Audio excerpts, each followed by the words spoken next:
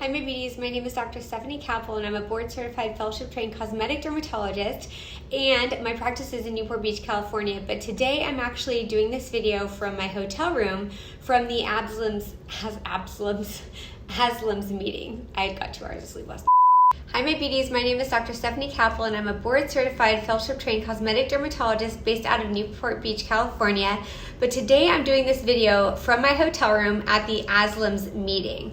So ASLMS is a dermatologic and laser medicine conference. ASLMS just stands for the American Society for Laser Medicine and Surgery, and it's an academic meeting where pristine and elite colleagues of the field of cosmetic dermatology and laser medicine get together and we exchange ideas. We present research data from clinical trials for new and up-and-coming lasers and devices in the world of aesthetics and cosmetic dermatology. So these meetings are actually really fun and it's a meeting of the minds, and I like to be the liaison between the medical community and you guys, my patients, or my followers or my subscribers, or just people who want non-sponsored content from, a dermatologist, and to kind of cut the middleman and just take direct information and educational information from these meetings and make it available to everyone. So although I am a laser specialist, I only have a few selected devices in my office. I probably have 7 or 8 devices. They're my workhorses.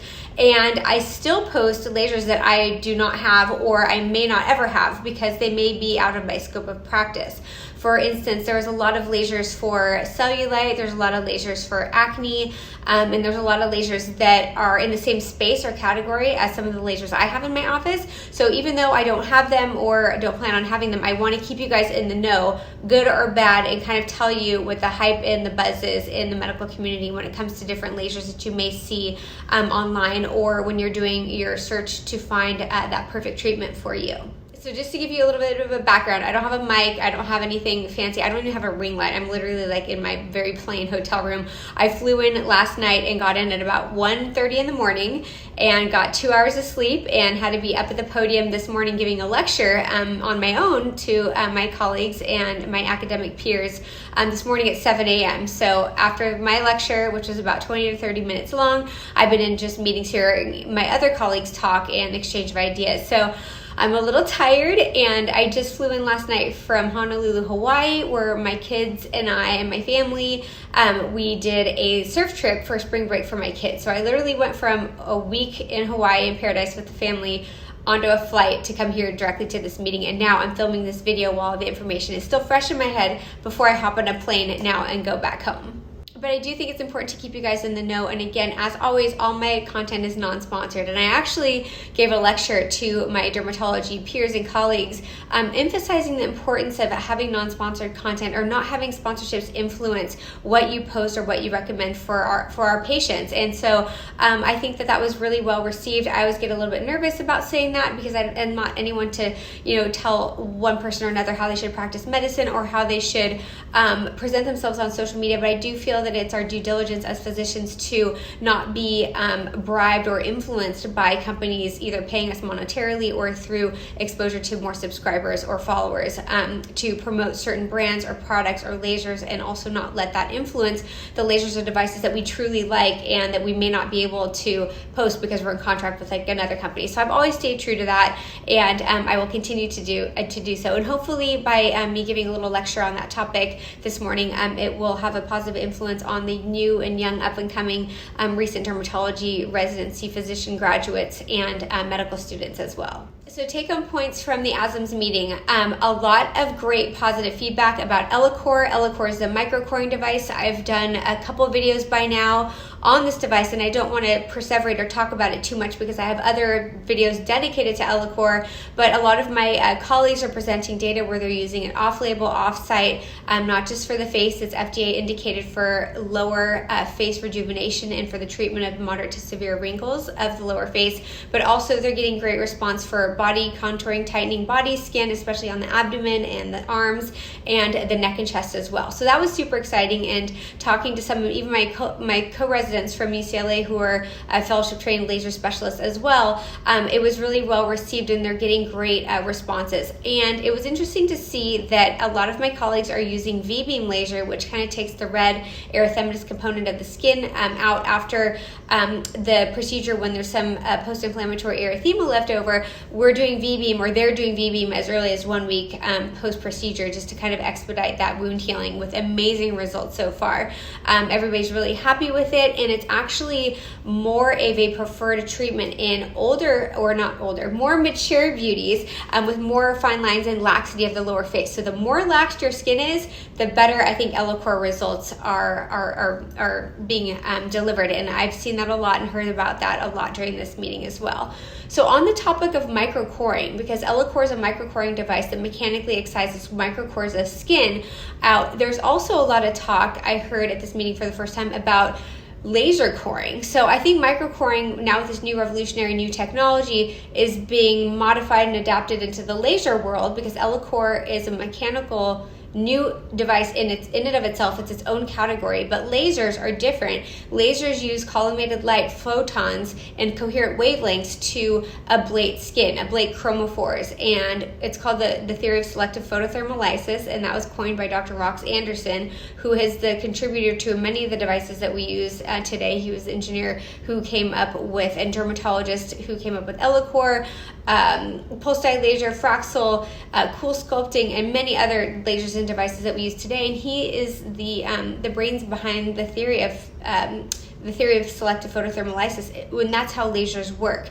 And not to get into the physics of it too much, but these microcoring lasers are almost giving a microcoring effect on the skin. So they were showing us cross sections, and like the microcoring are making like these spiral kind of columns of treatment zones in the skin to target certain aspects of the skin. Sebaceous glands for acne, melanin for pigment, water for rejuvenation, and the softening of fine lines, wrinkles, and sun damage. So it was really interesting, and for me, for the first time, and I'm well read and attend all these academic meetings and have a little sneak peek usually to devices before they become mainstream or FDA approved. I've never heard of this before, so this is really hot off the press information that's going to be coming to you. So these microcoring lasers can be used for different things, like I said, acne, photorejuvenation, and also safely used in darker skin tones, which is really amazing, because as I've done videos on this before, I'm very comfortable treating darker skin tones and skin of color, but I did a whole laser fellowship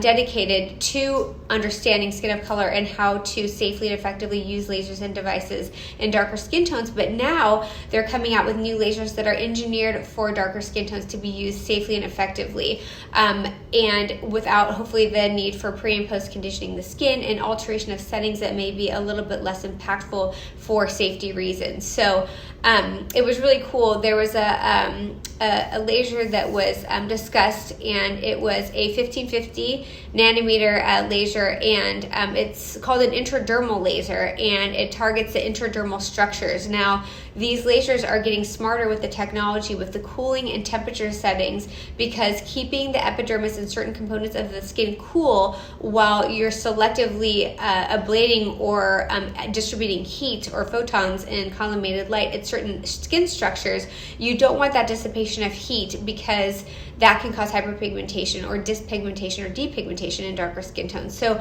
smarter technology with almost AI temperature regulation technology in these laser handpieces are something that we can look forward to seeing in the future. Now, I was speaking to a colleague of mine, actually she's one of my good friends from medical school, and she's a dermatologist in Texas. She was telling me that she has seen the device, the 1550 nanometer laser, and that it's going to be engineered for darker skin tones. However, there's going to be a different wavelength for each different laser to address different depths of the skin, which it would be nicer to have one platform with multiple handpieces. But when lasers and devices are still new, these are things that just need to evolve with time and with data and with clinical trials. But I thought it was really amazing to hear that there's going to be more a more variable options for lasers to safely treat skin of color, because if somebody doesn't have the training and advanced laser training to operate these devices in darker skin tones, it could either cause catastrophic side effects that are definitely not worth it, and or it may not make lasers accessible to a lot of patient populations who would benefit from them. So that was really rewarding for me to learn about today as well. So at these meetings, we not just talk about new devices and new lasers that are coming down the pipeline. There's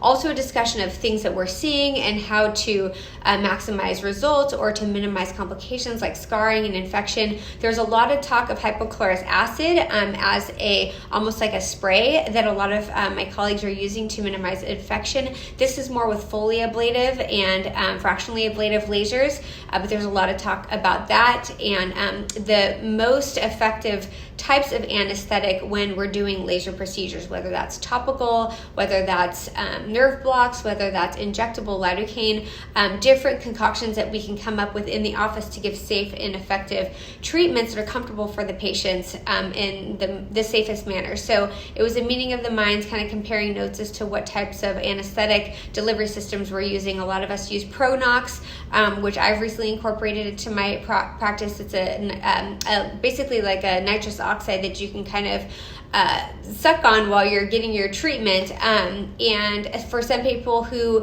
it can cause a little bit of nausea in, you can take like a Zofran or like an antiemetic to help decrease that nausea or kind of that nauseous reaction to it. But I think that most people use it and they have great response to it. Patients are very comfortable during the treatments. And then there's different meso rings that we're using for local anesthetics. So increasing our ability to safely and comfortably treat patients is of utmost importance as well.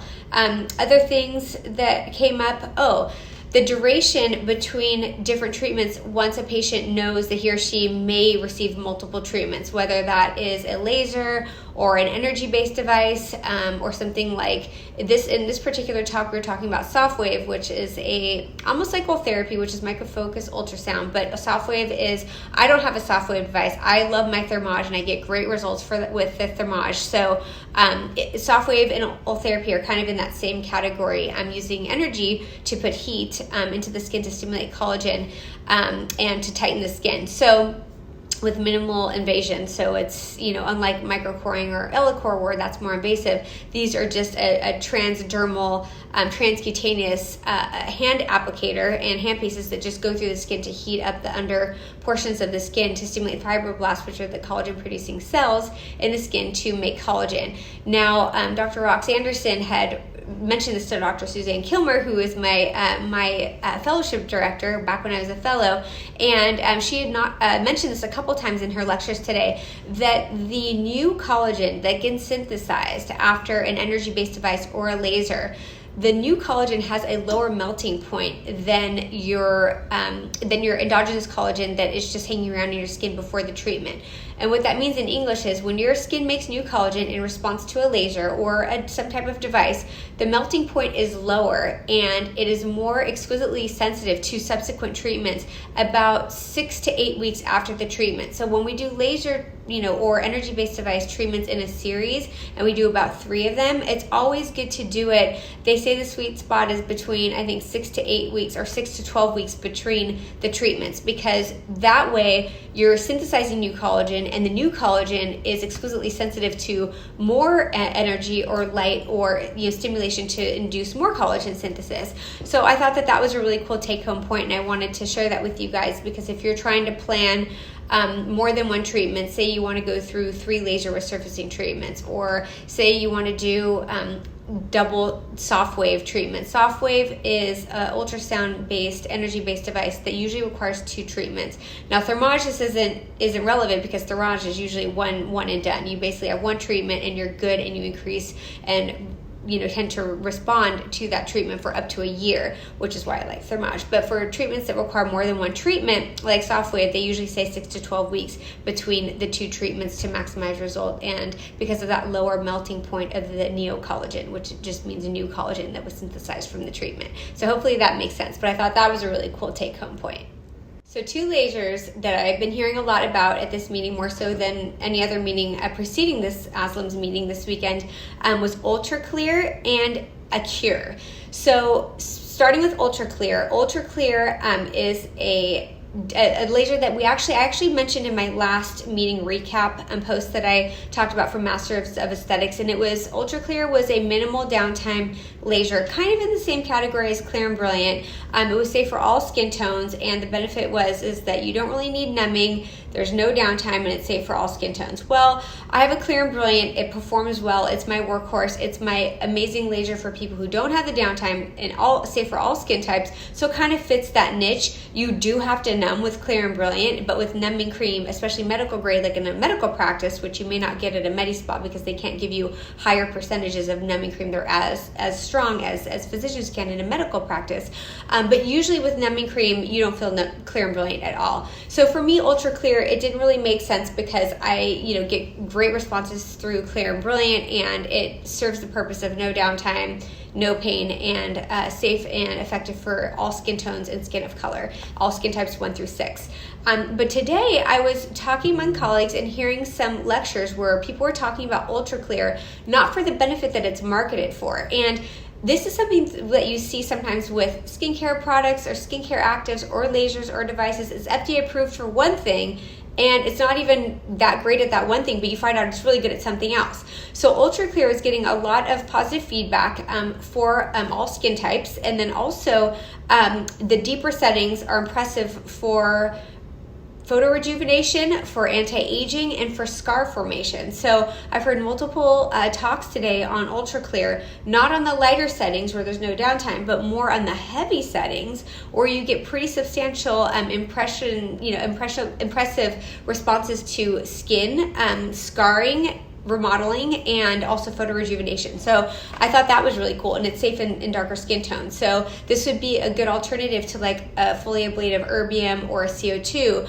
which you kind of have to use with a lot of caution in darker skin tones. It can be safely and effectively used in darker skin tones. Now I may be wrong on that, but that's the impression, and this is the feedback that I've gotten from the lectures that I've heard today and speaking among colleagues. If you're a dermatologist or board certified dermatologist or laser specialist and you have heard something else or heard to the contrary, just let me know, drop a comment in the comment section, because we're all just using this as a forum to exchange ideas and to share information, whether that's off-label or whether that's something that the devices are marketed for or something that they're not marketed for, but we're hearing good things about. So this is just a safe forum, not only among patients and people wanting these treatments, but among providers too. So I welcome you to chime in, and if you've had a different impression from these lectures today, or meeting with other colleagues, or reading about it in our medical literature, please let me know. But Ultra Clear, safe and effective in darker skin tones, especially for photo rejuvenation and scar revision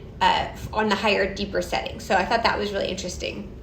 Another topic, another laser is Ellacor. So Ellacor laser is a 1726 nanometer laser that is targeted for sebaceous glands.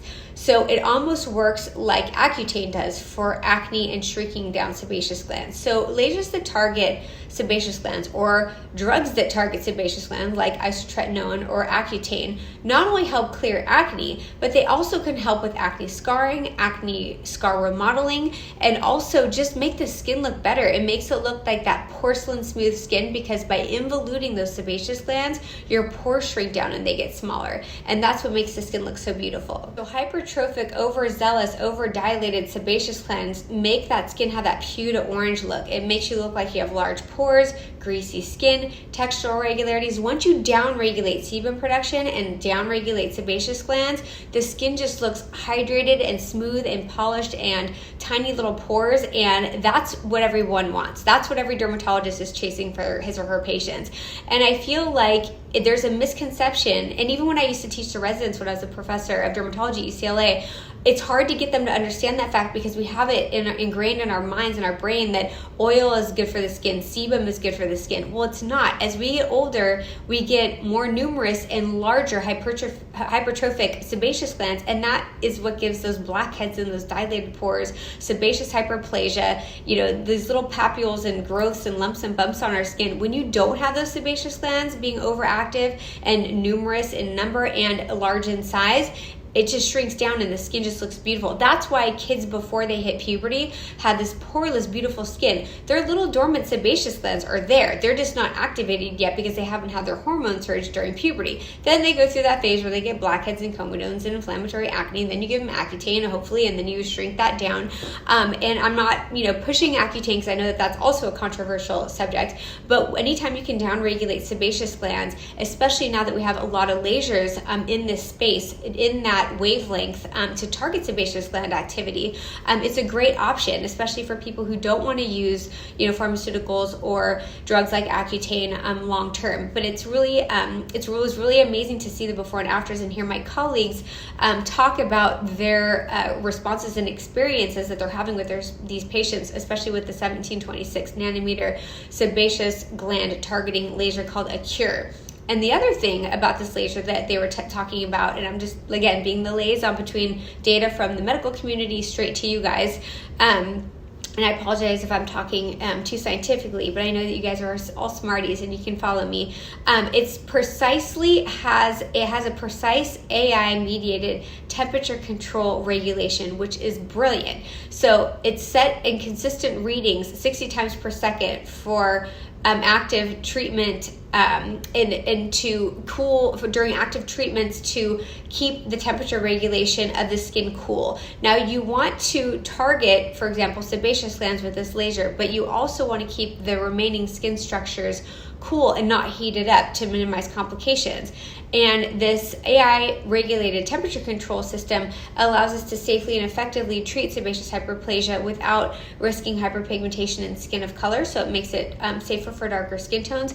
It also can keep the upper portion of the follicle cool and not heated, which decreases your post-treatment flare or purge. Sometimes lasers that are targeted for acne can give you this purging situation where your acne flares like 2 weeks later, and who wants that? That even happens with isotretinoin and Accutane, and about half the patients who start it, they get this acne flare that they have to deal with for 2 weeks before their skin gets clear. But because of the way that the technology in the ASLMS laser for acne behaves, it decreases the top portion of the hair follicle or the pilosebaceous unit from getting heat put into it, so it keeps the flare and the post-treatment acne rebound effect minimal. Now, I also heard another well-respected colleague of mine saying that half of her patients still had a flare, but I'm not certain if she was talking about ASLMS in particular or another sebaceous gland targeting